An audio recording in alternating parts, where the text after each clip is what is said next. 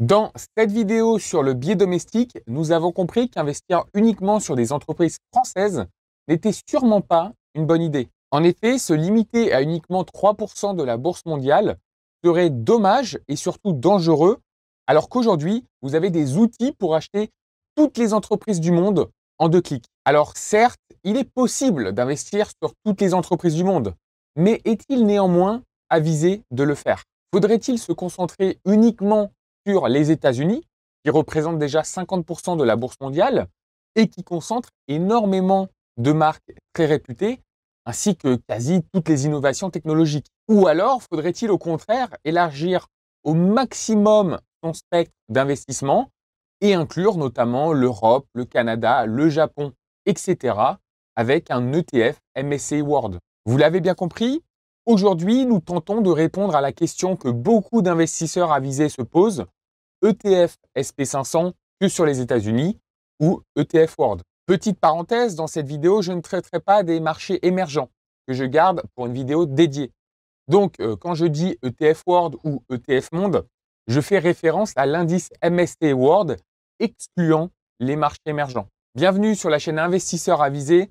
Si vous aimez le contenu, abonnez-vous et laissez un pouce bleu au passage. Pour répondre à ce débat SP500 versus MSCI World, nous allons utiliser différentes approches avec différentes argumentations. Première approche, j'aime toujours commencer mes vidéos avec ce type d'argument, c'est tout simplement le bon sens. Imaginons, demain, vous êtes téléporté sur une autre planète. Cette autre planète fonctionne un peu de la même manière que la nôtre.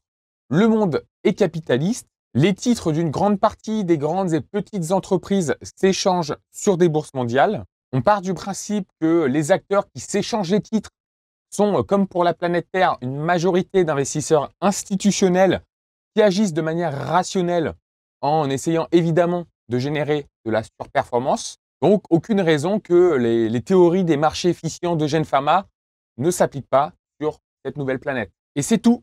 C'est toutes les informations que vous avez. Le monde fonctionne de la même manière, mais vous avez strictement aucun biais.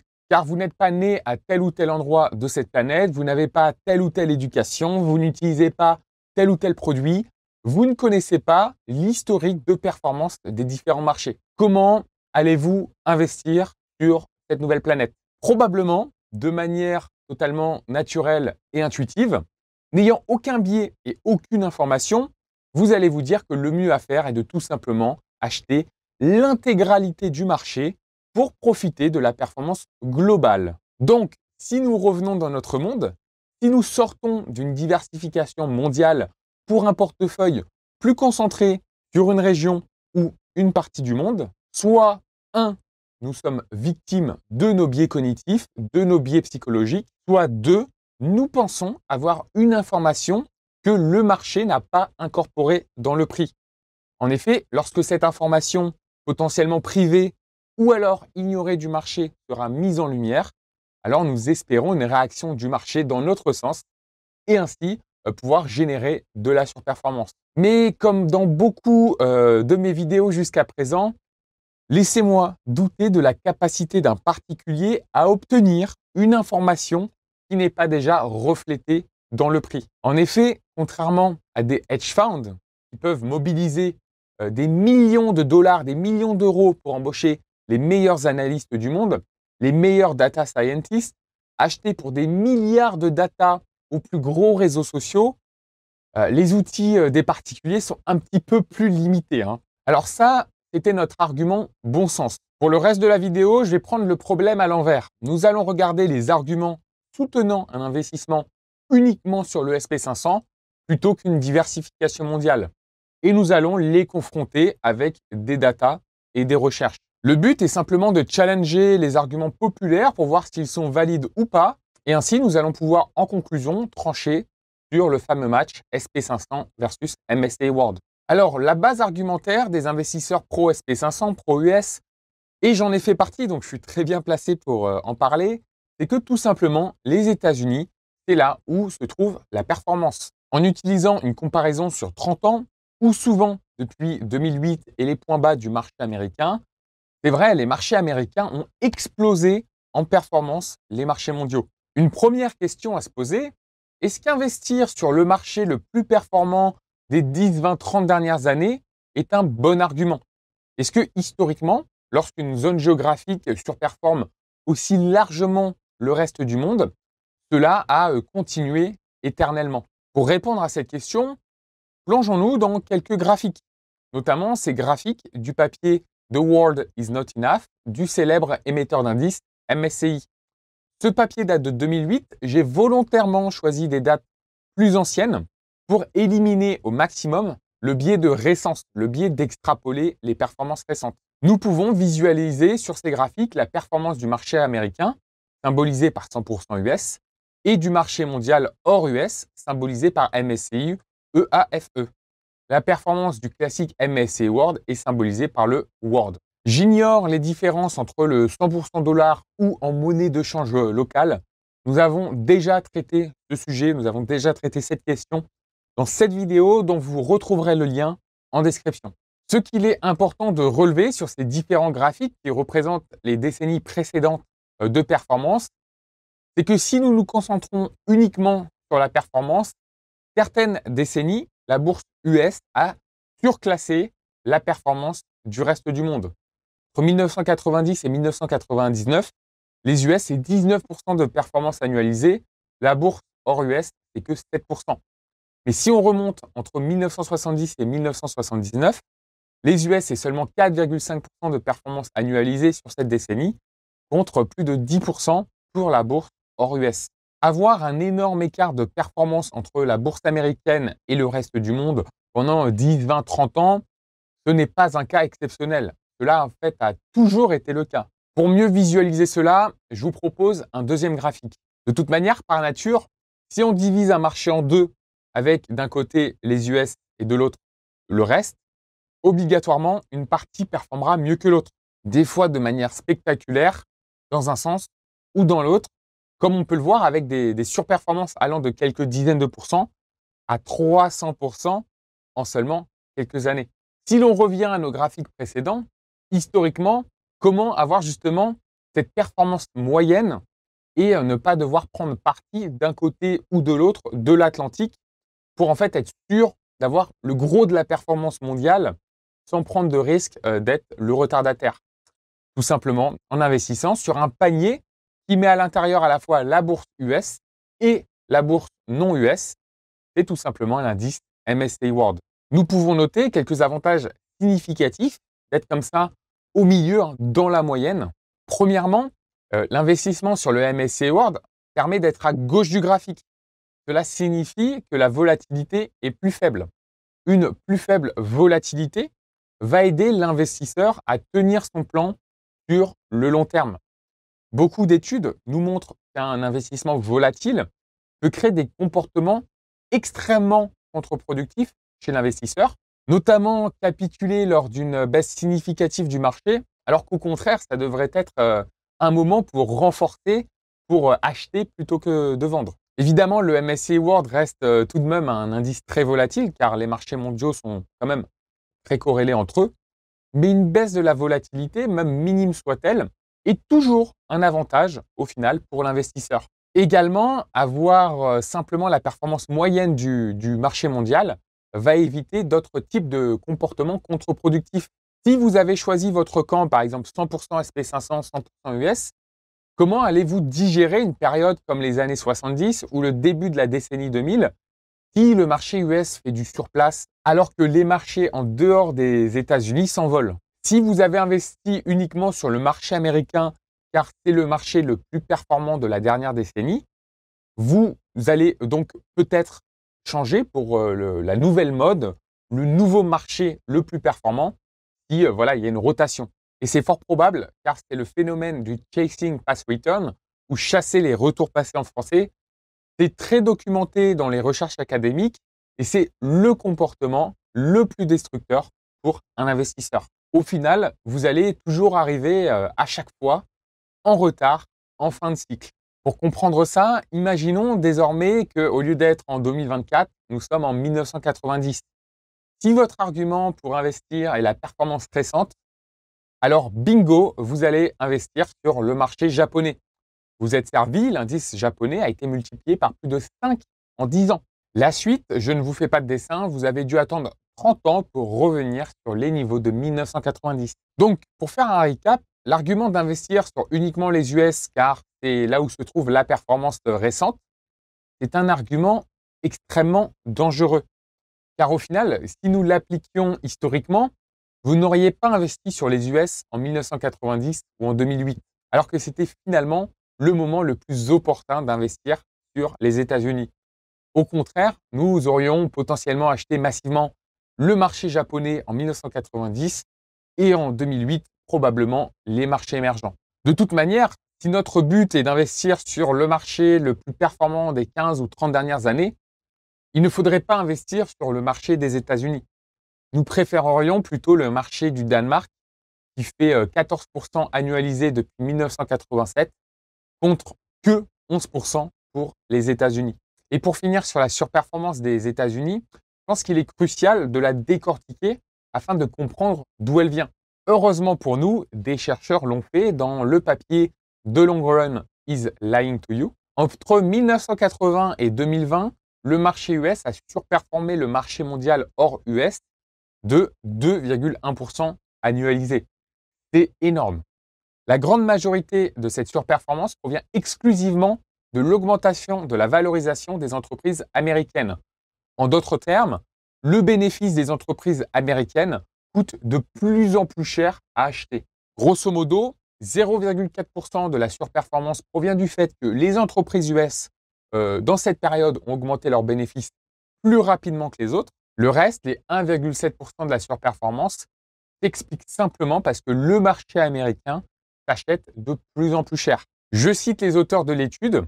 La victoire des USA sur le reste du monde depuis les 40 dernières années provient presque entièrement de l'augmentation relative de ces valorisations. Une fois que nous avons décortiqué cette surperformance, elle est tout de suite beaucoup moins sexy. C'est certain, l'augmentation du prix relatif des actions américaines peut continuer, pendant même potentiellement longtemps. Mais également, nous pourrions assister à un retour à la moyenne et une chute relative de la valorisation des actions US par rapport aux autres. C'est au final le marché qui décidera. Historiquement, quand nous avons vécu comme ça des écarts significatifs de valorisation entre plusieurs marchés, comme exemple, je peux citer la bulle du Japon ou la bulle Internet de 2000, en général, nous avons vu ce type de retour à la moyenne. Donc voilà pour l'argument de la surperformance du SP500. Il était important de rentrer en détail dessus, car c'est l'argument le plus utilisé, le plus convaincant, étant moi-même un ex-investisseur 100% SP500. Je sais très bien que cet argument est très efficace. D'ailleurs, petite parenthèse, mais je vous partage en toute transparence l'intégralité de mon portefeuille dans cette vidéo. Vous trouverez le lien en commentaire. Vous pouvez la mettre dans un onglet pour la regarder plus tard. Du coup, ça, c'était vraiment l'argument numéro 1. La deuxième grande raison que beaucoup d'investisseurs privilégient un investissement intégral sur les États-Unis, c'est que tout simplement leur économie va bien. C'est factuel. L'économie des États-Unis va beaucoup mieux que celle de l'Europe ou des autres pays développés sur de très nombreux points. C'est irréfutable. Mais la question à se poser, et qu'au final, personne ne se pose, est-ce que la bonne santé de l'économie d'un pays ou d'une région du monde amène ou amènera une surperformance boursière de cette région quand nous la comparons aux autres? Si la réponse est oui, alors un investissement uniquement sur les États-Unis fait sens. Si la réponse est non, alors pourquoi vouloir privilégier une région avec une forte économie alors que ça ne va pas forcément engendrer une surperformance boursière? Encore une fois, je laisse la parole aux experts, aux scientifiques et aux chercheurs. Le sujet est extrêmement complexe, mais les conclusions au final sont très simples. D'ailleurs, si vous voulez consulter mes sources, elles sont toutes en description. Faisons une review de quelques études. Première étude de 2005, Economic Growth and Equity Return. Je vous lis quelques passages de l'abstract de l'étude. Je cite, « Il est largement admis que la croissance économique est bénéfique pour les actionnaires. Cependant, la corrélation entre les rendements réels des actions et la croissance du PIB par habitant entre les pays sur la période 1900 à 2002 est négative. » Qu'est-ce que ça veut dire pour les investisseurs? Je cite, Les pays avec un fort potentiel de croissance n'offrent pas de bonnes opportunités d'investissement en actions, à moins que les valorisations ne soient faibles. Et également une deuxième étude de 2012, Is Economic Growth Good for Investors? Je cite, mesurer sur de longues périodes, la corrélation entre la croissance du PIB par habitant ajusté de l'inflation et les rendements boursiers des pays est négative. Ce résultat est valable aussi bien pour les pays développés que pour les pays émergents. Cela signifie que les investisseurs auraient eu de meilleurs résultats en investissant dans des pays avec une croissance du PIB par habitant plus faible que dans des pays connaissant les taux de croissance les plus élevés. C'est, je vous l'accorde, extrêmement contre-intuitif et c'est très rare d'en entendre parler sur Internet. Mais il y a, sur le long terme, une corrélation négative entre la bonne santé de l'économie d'un pays, que nous pouvons mesurer par la croissance du PIB par habitant, et la performance du marché boursier de ce pays. L'explication rationnelle derrière ce phénomène est la suivante. La bonne santé d'un pays n'est pas une donnée cachée. À partir du moment où c'est une information publique, le marché va refléter dans son prix cette information. Si l'économie d'un pays est seulement bonne alors que le marché avait pricé le fait qu'elle soit très bonne, alors au final, les performances boursières vont être moyennes puisque la réalité va être inférieure aux espérances. Car le plus important, c'est au final la différence relative entre les espérances du marché et la réalité. C'est une relation beaucoup plus complexe à appréhender que simplement se dire l'économie de tel ou tel pays est bonne, donc le marché va surperformer. En fait, la vraie question à se poser, c'est est-ce que l'économie américaine va être encore meilleure qu'anticipée ou alors est-ce que les espérances du marché sont trop fortes par rapport à ce qu'il va se réaliser? C'est une question beaucoup plus complexe que simplement est-ce que l'économie est bonne. Alors, essayons de faire une petite conclusion. Je pense qu'on a taclé les deux gros arguments qui peuvent pousser un investissement sur uniquement le SP500, soit les États-Unis. D'un côté, chasser les performances récentes est un jeu très dangereux qui, historiquement, ne fait pas trop de sens, hein, si on imagine qu'on se téléporte en 1990, en 2000 ou en 2008. De l'autre côté, la corrélation négative entre l'économie et la bourse montre que suivre les bonnes économies du moment ne fonctionne pas forcément. D'un point de vue plus pragmatique, investir de manière mondiale sur un MSCI World, combiner à la fois le marché US et le marché non US, permet d'avoir une performance dans la moyenne et une volatilité plus faible.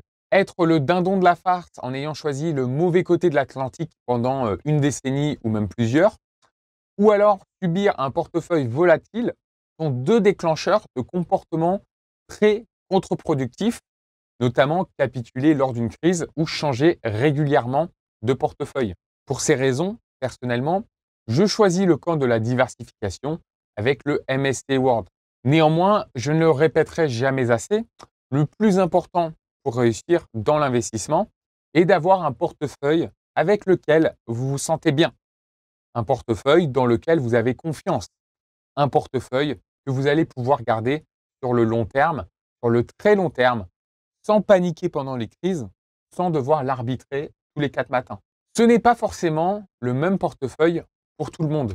Donc, ce choix entre les États-Unis et le MSCI World est un choix personnel. Mais j'espère qu'avec cette vidéo, vous avez plus de connaissances pour prendre une décision avisée et que ces connaissances vous aideront à tenir sur le long terme.